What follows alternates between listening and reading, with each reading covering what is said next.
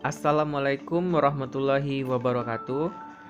Saya Rama Prayoga, NPM 2011 060212, Fakultas Tarbiyah dan Keguruan Pendidikan Biologi 2020. Pada kesempatan kali ini, saya akan memberi sedikit informasi tentang pengertian ayat sajadah dalam pemenuhan tugas Qiraatul Quran yang diampu oleh dosen Bapak Imam Rangga Aditya MPI. Apa itu ayat sajadah? Secara terminologi, ayat sajadah adalah sebuah istilah ayat yang terdapat dalam Al-Quran yang menerangkan tentang sujud, dan ketika salah satu ayat sajadah terbaca atau terdengar, maka terdapat perintah untuk melakukan sujud dalam posisi masing-masing.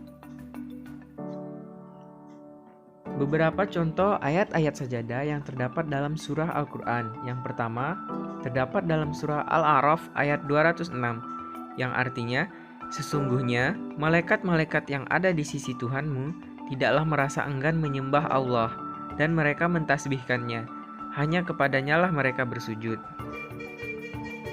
Yang kedua, terdapat dalam surah Al-A'raf ayat 15, yang artinya, dan semua sujud kepada Allah, baik yang di langit maupun yang di bumi, baik dengan kemauan sendiri maupun dan terpaksa, dan sujud pula bayang-bayang mereka pada waktu pagi hingga petang hari.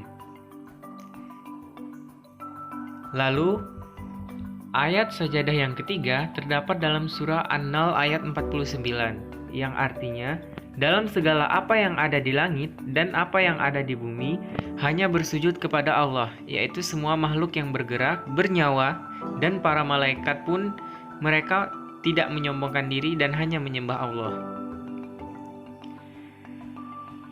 Setelah itu, pengertian sujud.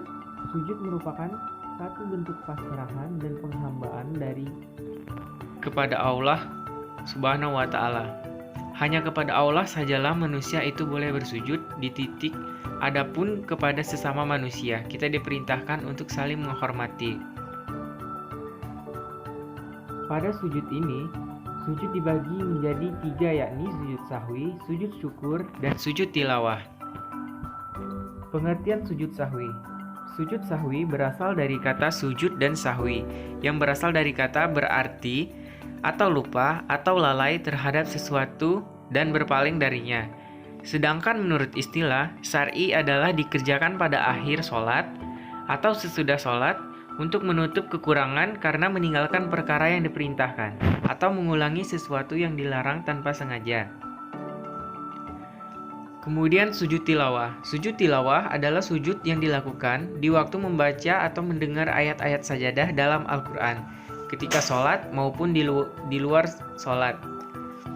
Dalil nakli sujud tilawah tercantum dalam hadis Bukhari dan Muslim, yang artinya, telah berkata Umar, "Hai manusia, kita melewati ayat-ayat sujud titik, barang siapa bersujud, ia akan mendapatkan pahala, dan barang siapa tidak bersujud, ia tidak akan mendapatkan dosa." Hadis riwayat Bukhari, juz 2 halaman 34. Dan yang terakhir ada sujud syukur. Sujud syukur ini adalah sujud sebagai tanda terima kasih seorang hamba Allah kepada penciptanya. Titik sujud syukur hukumnya sunnah. Hal-hal yang menyebabkan seseorang melakukan sujud syukur yaitu karena ia mendapatkan nikmat dan karunia dari Allah Subhanahu wa Ta'ala, atau ia terhindar dari bahaya musibah yang akan menimpanya.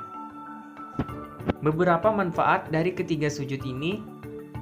Yang pertama, semakin dekat dengan Allah Subhanahu wa Ta'ala, meningkatkan rasa syukur kepada Allah, membiasakan diri untuk rendah hati, menjauhkan diri dari perilaku sombong, serta menumbuhkan perasaan tenang dan percaya diri. Sekian dan terima kasih. Informasi yang dapat saya sampaikan pada kesempatan ini, saya ucapkan terima kasih. Wassalamualaikum warahmatullahi wabarakatuh.